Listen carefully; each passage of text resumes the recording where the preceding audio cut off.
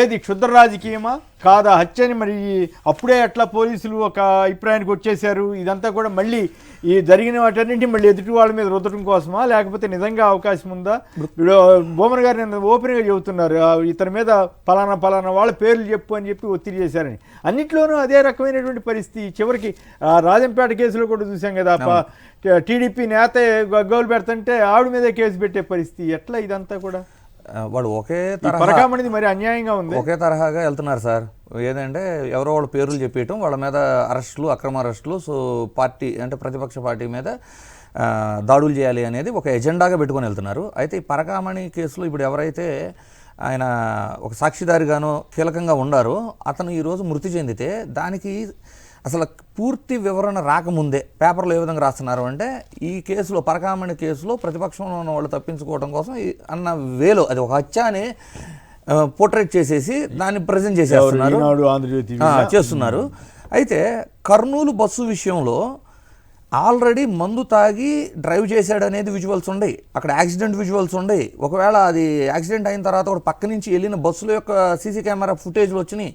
అర్ధరాత్రి 2ంటికి వాళ్ళు డ్రైవ్ చేసి బహిరంగ ప్రదేశాల్లో అప్పుడు దాకా తాగారనే కానీ ఇన్ని ప్రూఫ్లు ఎవిడెన్సెస్ ఉన్న తర్వాత కూడా మద్యం కూడా ఒక కారణం అయి ఉండిద్ది అని మాట్లాడినందుకే 28 మంది మీద ఈరోజు కేసు పెట్టిన వాళ్ళు. కేసు పెట్టి కూడా వాళ్ళని పిలిపించి వాళ్ళని అక్కడ ఏమడుగుతున్నారు అనుకుంటున్నారు కర్నూలులో? మీరు కానీ కర్నూలు వచ్చి వాళ్ళ ఫ్యామిలీ మెంబర్స్తో మాట్లాడారా, ఇక్కడ స్థానికులతో మాట్లాడారా, మీరేమైనా విచారణ చేశారా, ఏ విధంగా మీరు మాట్లాడగలరు అనే విధంగా అడిగారు. మరి ఈ రోజున ఈ ఇన్సిడెంట్ జరగగానే పేపర్లో కానివ్వండి విషప్రచారం చేసినట్లు ఇది హత్యే, ఈ పరకామణి కేసుతో లింక్ అయ్యి ఈ కేసుని తప్పుదోవ పట్టించడానికి అది హత్య అని ప్రూవ్ చేయాలని చూస్తున్నారు. సరే ఇప్పుడు కూడా అతని భార్యని కలవనివ్వకుండా ఇక్కడ కలవనివ్వకుండా ఇవన్నీ ఎందుకు చేస్తున్నారు? మరి పోలీసులు చేయకూడదు కదా? చేయకూడదు అంటే నేనేమంటున్నానంటే సార్, ఈ పేపర్లో ఒక రకంగా రాశారు, ఆ పేపర్లో ఒక రకంగా రాశారు, పక్కన పెడితే ఇది హత్య అని ఇంకా పూర్తిగా పోలీసులు నిర్ధారించినప్పుడు ఇది హత్య అన్నట్టు పేపర్లో రాయటం లేదు, మాట్లాడుతున్న వాళ్ళ మీద కూడా మరి ప్రస్తుత ప్రభుత్వము కేసులు పెడుతుందా? హత్య అని కూడా చెప్పలేదు కదా కర్నూలు బస్సు కేసులో. కేవలం అన్ని ఎవిడెన్సెస్ కళ్ళ ముందు కనపడుతున్నప్పుడు ఆ లేట్ టైంలో మద్యం అవ్వచ్చు, బెల్ట్ షాపుల్లో మద్యం అవ్వచ్చు, కారణమై ఉండొచ్చు అన్న దానికి కేసులు పెట్టిన వాళ్ళు డైరెక్ట్గా ఈ కేసును ప్రభావితం చేసే విధంగా రాస్తున్నారు. వాళ్ళు ఏమన్నా రాయనివ్వండి, బట్ ఇప్పుడు ఓవరాల్గా ఈ పరకామణి కేసులో మీకు ఏమనిపించింది? క్షుద్ర రాజకీయమైనా, అతను ఒత్తిడి తట్టుకోలేకపోయాడా లేదా? ఈ మొత్తం ఫాలో అయ్యి ఉంటే మీరు అంటే ఫాలో అయితే అవుతున్నాం సార్. డెఫినెట్లీ ఒక పర్సన్ టు పర్సన్ ఆ ప్రెషర్ను కొంతమంది క్యారీ చేయగలరు, కొంతమంది క్యారీ చేయలేరు.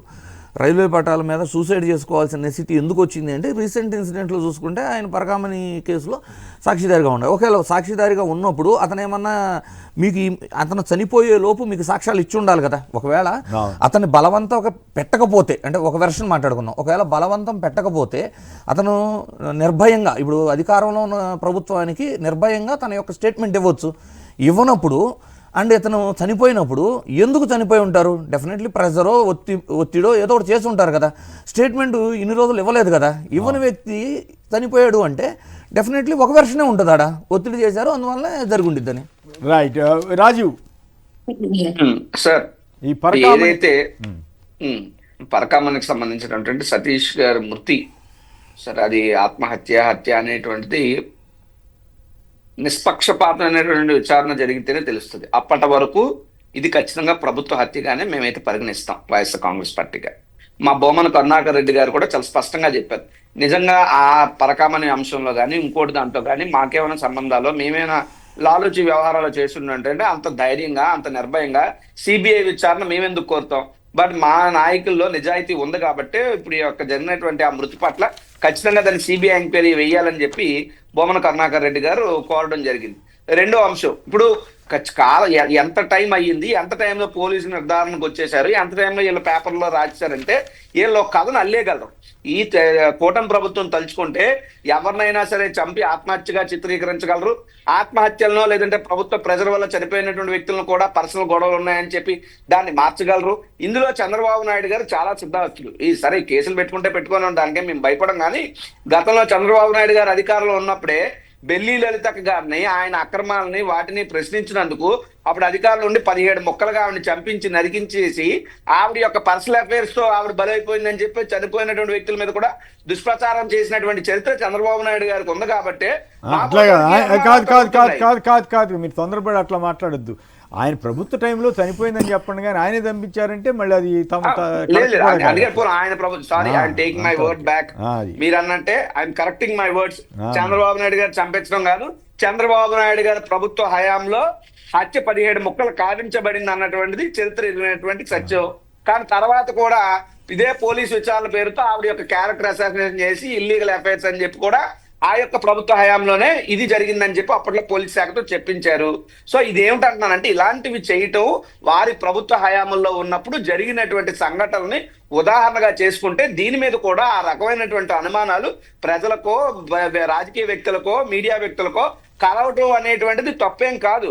దీని మీద ఈ యొక్క అంశం పూర్తిగా తెలియాలి అంటే బొమ్మన కరుణాకర్ రెడ్డి గారు చెప్పినట్టు ఖచ్చితంగా దీని మీద సిబిఐ విచారణ జరగాలని చెప్పి మేము కోరుతా ఉన్నాం. ఎందుకంటే చంద్రబాబు నాయుడు గారి ఆదేశాలు కనుసరణలోనే పోలీసు వ్యవస్థ పనిచేస్తుంది కాబట్టి చంద్రబాబు నాయుడు గారు వేసే సిట్లన్నీ కూడా ఆయన సిట్లు అంటే సిట్టు, స్టాండ్ అంటే స్టాండ్ అనే వ్యవహారంలో ఉన్నాయి కాబట్టి కాస్త సిబిఐ అనేటువంటి దాని మీద ఒక 1-2% అన్న నమ్మకం కాస్త ఉంది కాబట్టి సరే సిబిఐ ఎంక్వైరీ వేయండి అని అడుగుతున్నాం. మిగతా 98% కూడా అసలు సిబిఐను కూడా ఇన్ఫ్లుయెన్స్ చేయగలిగినటువంటి గొప్ప నాయకుడు. ఇప్పుడు ఆ రకమైనటువంటి రాజకీయ అవసరాలకు కూడా ఆయన కొంది చంద్రబాబు నాయుడు గారికి. కాబట్టి దాన్ని మేమేం చెప్పలేం కానీ బట్ ఖచ్చితంగా ఇది అయితే ఈ హత్య ఆయన మరణించడానికి ముందు ఏం జరిగిందాన్ని మనం ఒక్కసారి గమనిస్తే ఆయన పూర్తిగా ప్రెజర్ చేశారు.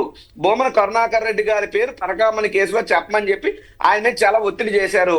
ఆ రకమైనటువంటిది ఆయన చెయ్యలేదు, ఆ హక్కుని చెయ్యదలుచుకోలేదు, దేవదేవుడు ఉంటాడు చూస్తాడు అని చెప్పి ఆయన తన సొంత మనుషుల దగ్గర బాధపడ్డారు అన్నటువంటి విషయం నిన్న ఆయన మృతి దగ్గర చాలా మంది మీడియా వాళ్ళు, నాట్ ఓన్లీ సాక్షి, చాలా మంది మీడియా వెళ్ళినప్పుడు ఆయన సన్నిహితులు, బంధువులు, కుటుంబ సభ్యులు చాలా క్లియర్ గా చెబుతూ వాళ్ళు ఇంకో మాట అన్నారు, సతీష్ ఆత్మహత్య చేసుకునే పిరికివాడు కాదు అని కూడా అన్నారు. సో ఇది హత్య ఆత్మహత్య తేలాలనేటువంటిది లోతైనటువంటి విచారణ చేయాలి తప్ప ఏదో అప్పటికప్పుడు చేసేసి ప్రభుత్వానికి అనుకూలంగా ఏదో నివేదిక ఇచ్చేయాలన్నటువంటి ఆలోచనలో ఆ రకమైనటువంటి డొల్లతనంతో కూడినటువంటి ఇది ఉండకూడదు అని చెప్పి మా ఉద్దేశం. కాబట్టి సిబిఐ ఎంక్వైరీ చేస్తే అన్ని వాస్తవాలు తెలిస్తాయి. అంతవరకు కూడా ఇది ప్రభుత్వం పెట్టినటువంటి ప్రెజర్స్ వల్ల మాత్రమే సతీష్ అనేటువంటి సర్కిల్ ఇన్స్పెక్టర్ గారు మరణించారన్నది ఎవరు కాదన్నా ఇది అర్థమవుతున్నటువంటి తీరు. అయితే ఇప్పుడు పాయింట్ ఏంటంటే గతంలో చూసాం రాజంపేట రైల్వే కోడూరు ఆవిడని చూసాం, అట్లాగే మద్యం కేసు నకిలీ మద్యం ప్లాంట్ ఇష్యూలో జోగి రమేష్ గారి మీద పనిగట్టుకుని కేసు పెట్టారు, జయచంద్రారెడ్డి వాళ్ళ జోలికి వెళ్ళలేదు. సో మన తిరువురు ఎమ్మెల్యే గారు డైరెక్ట్గా ఆరోపణ చేస్తే ఆయన కోప్పడ్డారు, కానీ ఆయన కోపడినట్టు వార్తలు వచ్చినాయి కానీ అసలు ఆ ఇష్యూలోకి వెళ్ళలేదు. సో ఇదంతా కూడా ప్రభుత్వం ఒక స్ట్రాటజిక్గా తన మీద ఏ ఆరోపణ వచ్చినా ఆరోపణ చేసిన వాళ్ళ మీదే ఎదురు కేసులు పెట్టే సంస్కృతిని దేశానికి రాష్ట్రానికి మంచిదేనా? అసలు ఆ రకంగా విచారణ లేకుండా పోలీసులే దౌర్జన్యంగా వ్యవహరిస్తున్నారనేటువంటి ఆరోపణ రావటం, బలవంతంగా పలానా వాళ్ళ పేరు చెప్పండి అని, అట్లాగే లడ్డు కేసులో సుబ్బారెడ్డి గారి పేరు చెప్పమని ఒత్తిడి చేయటం, ఇవన్నీ చూస్తూ ఉంటే ఎటువైపు వెళ్తోంది ఆంధ్రప్రదేశ్?